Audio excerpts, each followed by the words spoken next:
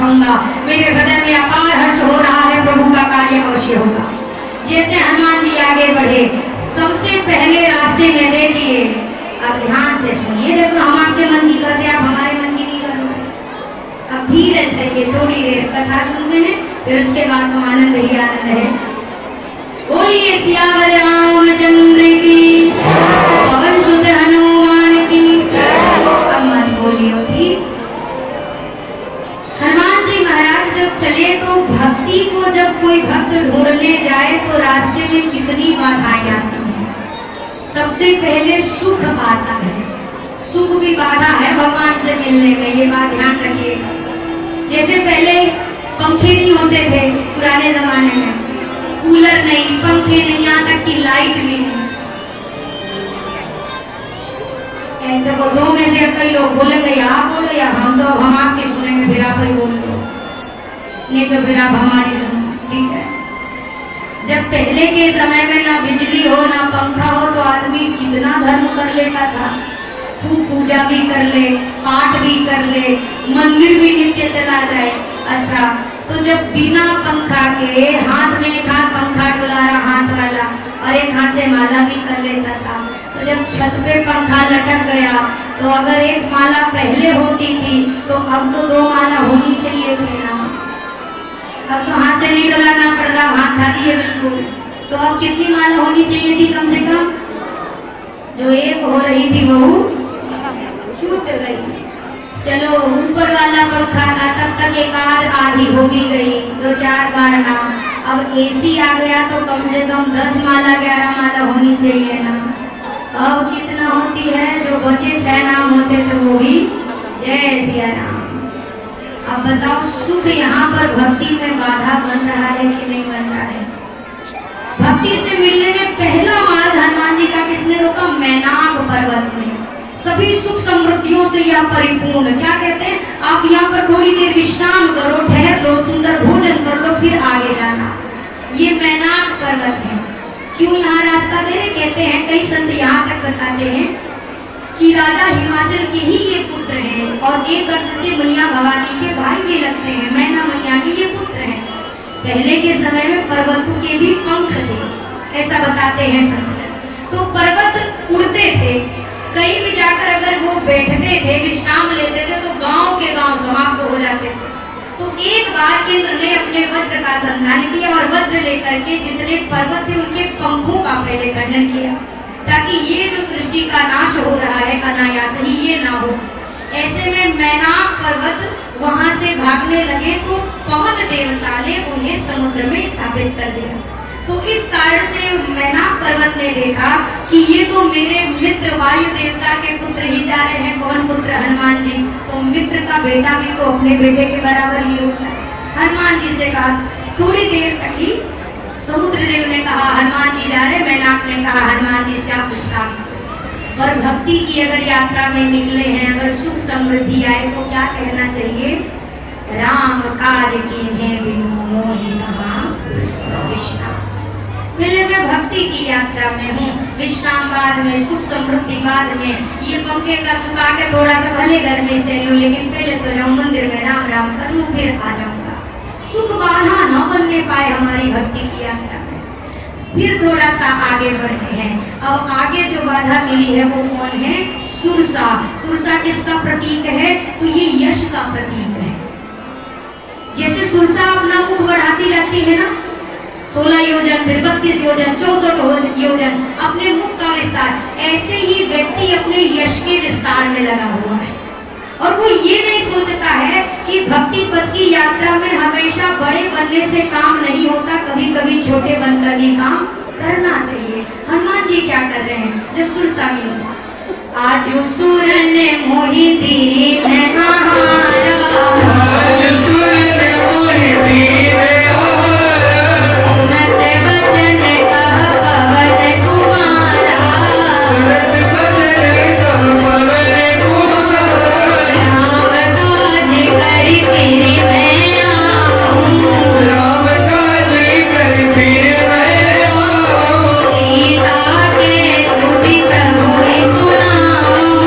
सीता के सभी प्रभु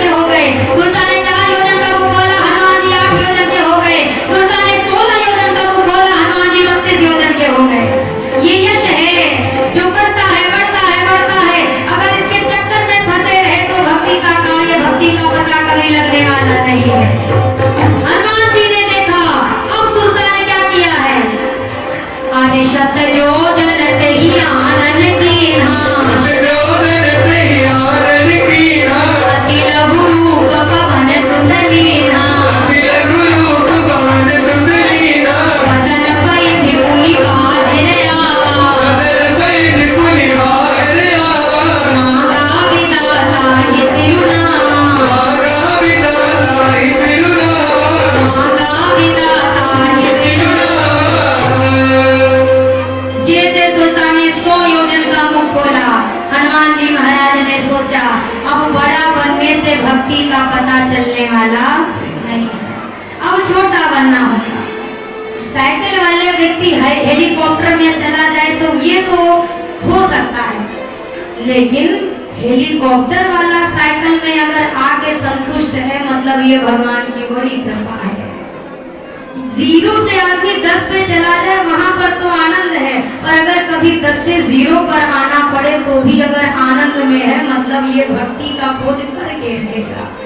हनुमान जी कहा तो विशाल विशाल विशाल सुरसा ने 100 योजन का मुख खोल लिया। हनुमान जी ने सोचा अगर हम बड़े भय तो आधा शरीर लंका आधा शरीर राम जी के पास, अब बड़े नहीं होना, छोटे बन के काम निकालो।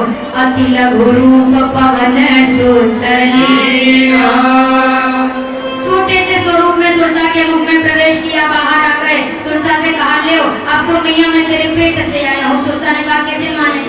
हनुमान जी ने कहा तुम्हारी लीवर किडनी सब फेल हो रही है, हम पूरा भीतर तक चेक करके आए हैं मैया, तेरे पेट से आया तेरे बालक जैसा हो गया, अब तो जान लेते। सुरसा ने कहा राम काज सब करिया हो तुम बल बुद्धि आशीष दिया है। देखिए अगर अपनी यात्रा में स्थिरता है, संकल्प दृढ़ है, तो जो सुरसा खाने आती है वही सुरसा आशीर्वाद भी देती है। हनुमान जी और आगे बढ़े। अब कौन मिला? अब मिली है सिंहिका। सिंहिका कौन है? ये ईर्ष्या है। भक्ति के खोज में ईर्ष्या भी कभी कभी मार्ग रोक देती है। ईर्ष्या मीन्स जना, जेलसी, ये भी रास्ता रोक देती है। अगर इसका इतना नाम है तो हमारा क्यों नहीं नाम है? अगर ये 4 माला करता है तो लोग इसको भक्त कहते हैं, तो हमको क्यों नहीं कहते? इस होड़ में इसकी जो होने वाली भक्ति है वो भी छूट जाती है। और एक बात ये सिंहिका निशिचरी एक सिद्ध मुहुरहरी और करी माया नभ के खग गहरी। अच्छा समुद्र में भी तो जानवर है ना, है कि नहीं है? पर ये समुद्र के जीवों को नहीं खाती है। किसको खाती है? जो आकाश में उड़ते हैं। ईर्ष्यालु व्यक्ति को अपने से ऊपर उठने वाले इंसान से ही ईर्ष्या होती है कि ये हमसे आगे कैसे है, और उसी को वो गिराना चाहता है। ईर्ष्यालु व्यक्ति जहाँ है वो अपने बराबर वालों से उसे क्या समस्या? हम भी साइकिल में है, पड़ोसी भी साइकिल में, तो अभी आनंद में। अरे दिक्कत तो तब होगी अगर हम साइकिल में हो, बगल में बुलेट आ जाए, समस्या तो अब आएगी। ये ईर्ष्या है, ये ऊपर वालों को ही अपना ग्रास बनाती है। और ईर्ष्या भैया एक चीज और समझिए, जब तक ईर्ष्या की दुर्गंध नहीं निकलेगी भक्ति का पता चलने वाला। एक गांव में मीठे जल के लिए कुआं खोदा गया। खूब कुआं खोदा तो ये हुआ किसी संत को बुलाकर इस कुएं का उद्घाटन कराएं। इधर तैयारी हो ही रही थी रात में, तब तक क्या हुआ, रात में ही तो कुत्ते लड़ते हुए कुएं में गिर गए और गिर करके मर गए। अब सुबह होते होते तक भयंकर दुर्गंध फैल गई। अब सबने सोचा महाराज आने वाले हैं उद्घाटन करने, दुर्गंध आ रही है, क्या करें? तो एक व्यक्ति ने कहा ऐसा करो इसमें 5-6 बोरी चीनी की डाल दे। तो 5-6 बोरी चीनी डाल दी, अब भी दुर्गंध बराबर। एक ने कहा इससे काम नहीं चलेगा, यज्ञ के लिए जो केसर आए हुए हैं ना, वो केसर की बोरियां उड़े दो इसमें, अभी खुशबू आ जाएगी। केसर की बोरियां डाल दी, कभी भी दुर्गंध। फिर एक ने कहा केसर से भी काम नहीं, गुलाब जल डाल दो, कई बोतल कई सारे किलो में, अब वो लीटर में लीटर कोई अंतर नहीं। एक ने कहा यज्ञ में ना इत्र की शीशियां आई हैं, पूरी इत्र की शीशियां लाकर यही डाल दो, 100-150 शीशी इत्र की उड़ेगी, कोई अंतर नहीं, अभी भी दुर्गंध। इतने में महाराज जी आ गया। महाराज जी ने कहा तैयारी हो गई। अब महाराज जी ने कहा दुर्गंध कहाँ से आई? एक ने कहा क्या बताएं महाराज, रात में ही लगता है तो कुत्ते लड़ते लड़ते इसमें मर गए। बोला महाराज बदबू नहीं जा रही है। बोला महाराज ने क्या क्या किया? बोला अरे महाराज बोरियां की बोरियां चीनी डाल दी, लीटर के लीटर गुलाब जल डाल दिए, शीशियां की शीशियां इत्र डाल दिए, बोरियां की बोरियां केसर डाल दी, और दुर्गंध नहीं जा रही। महाराज ने मुस्कुरा के कहा पहले ये बताओ भीतर से मरा कुत्ता निकाला है? बोला नहीं वो तो नहीं निकाला। महाराज जी ने कहा तो तुम एक बोरी नहीं एक ट्रक ला के भी चीनी और केसर और गुलाब जल डालते रहो, ये बदबू जाने वाली, ये अपने भीतर की बदबू है।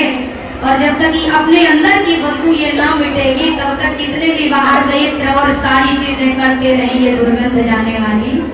पहले ईर्ष्या के मरे हुए स्वान को निकाल के फेंकना पड़ेगा तो ही भक्ति की खुशबू आएगी।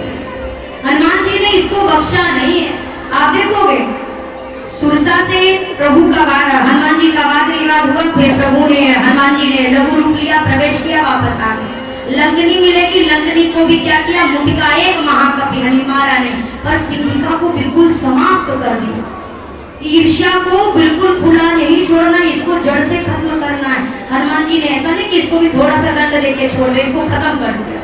आगे बढ़े, अब लंकनी मिल गई, लंकनी मिली और लंकनी के में लंकनी ने जैसे देखा हनुमान जी छोटे रूप में, मसक समान रूप कभी भले, छोटे लघु रूप। अब कई लोग कहते हैं हनुमान जी मच्छर बन के गए क्या, देखो मसक समान दो चीजें आती है। मसक आप ऐसे भी समझ लो कि मसक के समान की आकृति है, या फिर बिल्ली के बच्चे की आकृति को भी मसक कहा जाता है।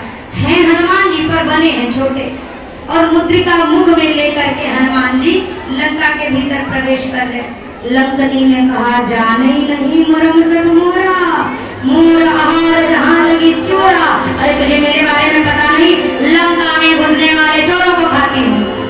इतने में हनुमान जी ने कहा देवी तुम इतना हाइट से बोल रही हो, ऊपर से हमें सुनाई नहीं दे रहा, बराबर थोड़ा बराबर के रेंज में आओ ना, थोड़ा झुको, थोड़ा नीचे आओ। हनुमान जी के नीचे आने लगे। हनुमान जी महाराज जी से मुक्का बना के पीछे बैठे। हनुमान जी ने कहा क्या बोला, बोली चोरों को खाती हूँ। हनुमान जी ने कहा चोर भी कोई खाने की चीज है, खाना है तो आम खाओ, आम खाओ। ये आम क्या होता है? हनुमान जी ने कहा आम नहीं जानती, हम लेके आए, बड़ा रसीला है, लेकिन नजदीक आओ तब देंगे। जैसे करीब आए हनुमान जी ने मुटिका एक महाकपि ऐसा हन दिया ना हनुमान जी ने। हमारे अवधि में कहते हैं हन देना, हमने कहा पहले मुक्का बल भर मारो, जितनी आपके पास एनर्जी ताकत है मारो, और फिर मारने के बाद हाथ हटाओ, उसे को इसको हनना कहते हैं, जब तक वहां गड्ढा ना दिखाई देने लगे। हनुमान जी ने एक मुक्का हना, वो खून की उल्टी प्रतिमान होती, और वहां पहुंचते कहती है तात स्वर्ग अपवर्ग सुगंध हरिय तुलाय तंग तुलनता ही सकल मिली जो सुख सत्संग। और ये महाराज ना स्वर्ग में सुख है ना मोक्ष में सुख है, जो सुख सत्संग में है। हनुमान जी ने कहा सत्संग को हमने शुरू ही ना किया, यही बात पहले बोल देती तो मुक्का काय मारता। लंकनी ने कहा मुक्का नहीं पड़ता तो बुद्धि नहीं खुलती।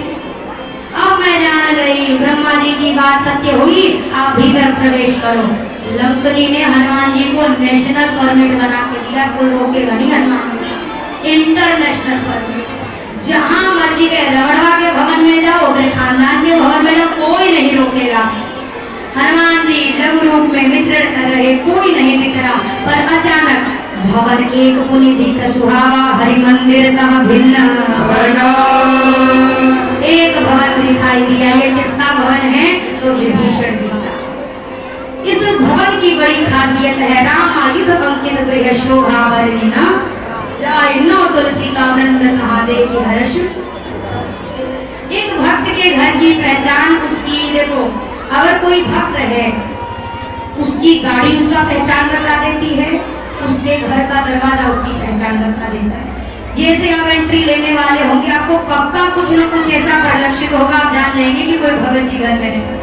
उसकी गाड़ी में बैठेंगे ना तो सामने सबसे पहले लॉकेट नजर आएगा, भगवान से जुड़ा हुआ कुछ। ठाकुर जी जो बैठे होंगे वो जिसको प्यार करते हो ठाकुर जी, और सबसे बड़ी बात है भजन भी आपको वैसे ही सुनाई देंगे जैसे जो पसंद करता है। हनुमान जी महाराज ने भी प्रवेश लेके राम राम, उधर से विभीषण जी ने राम कहा, दौड़ के बाहर आए दोनों की भेंट हुई। हनुमान जी महाराज से वार्ता हुई। हनुमान जी ने कहा मैया मुझे कहाँ मिलेगी, कहाँ मिलेगी मैया? तो विभीषण जी ने कहा हनुमान जी आप अशोक वाटिका में जाइए। अशोक वाटिका हनुमान जी पहुंचे, अशोक के वृक्ष पर बैठे। वृक्ष पर बैठे इधर रावण आया और माँ को अनेक प्रकार से डराने का आदेश दे दिया। राक्षसियां डरा ही रही थी, तभी त्रिजटानी जी ने कहा कि नहीं नहीं नहीं नहीं, मैंने एक स्वप्न देखा है कि सपने बानर लंका जारी, एक बंदर आया लंका जलाई, रावण नग्न अवस्था में गधे पर बैठकर मुंडित सिर लिए दक्षिण दिशा में जा रहा है। यह सपना मैं कहो पुकारी हुई है सत्य गए दिन चारी। ये सपना निश्चित सत्य होगा। दिन चारी का मतलब 4 दिन के भीतर भी कह सकते हो, या फिर दिन चारी का अर्थ दिन में चलने वाले सूर्य भगवान के जाते ही यह सपना सच हो जाएगा। हनुमान जी ऊपर बैठे सोच रहे ऐसा भी कछु करना है हमको, तो जामवंत जी ने कहा नहीं कोई बात नहीं, अब इतना है तो कर लेंगे जहाँ तक आए हैं। जैसे ये गई हनुमान जी ने मुद्रिका गिराई, प्रभु की कथा सुनाने लगे। माँ कहती है कथा सुनाने वाला है कहाँ है, सामने आए। हनुमान जी कूद के आगे आए, मैया ने मुख फेर लिया और हनुमान जी क्या कहते हैं, राम दूत मैं मातु जानकी सत्य शपथ करुणा मैं रघुनाथ जी का दूत हूँ मैया, मैं करुणा निधान प्रभु की सौगंध लेकर कहता हूँ। और मैंने उसी दिन आपसे कहा, करुणा निधान शब्द सुनते ही माँ पहचान गई। अपने छोटे से लाला को माँ ने अपनी गोद में बिठा लिया, बातें हो रही, प्रभु की सारी सूचना बताई और हनुमान जी कहने लगे माँ अब अभी माँ तुम्हें जाऊं ले भाई, चला तो जाता आपको अभी के अभी लेकर, पर क्या करूं राम जी ने मुझे आज्ञा नहीं दी। अब मैया हनुमान जी को निहारे और सोचे ये हमको ले जाने को कह रहे हैं, इनको खुद हम अपने अपनी गोदी में ले रखा है, तो यह कह रहा हम आपको लेके चले। मैया ने कहा लल्ला आपके राम जी ने जो मित्रता कही है तो मित्रता में सारी इसी साइज की है कि एक आध बड़े भी है। हनुमान जी ने कहा ये नकली वाला है, असली दूसरा है, विराट स्वरूप है। माँ ने आशीष दिया। हनुमान जी कहते हैं माँ मुझे भूख लगी है, आज्ञा दे दो तो मैं कुछ कंद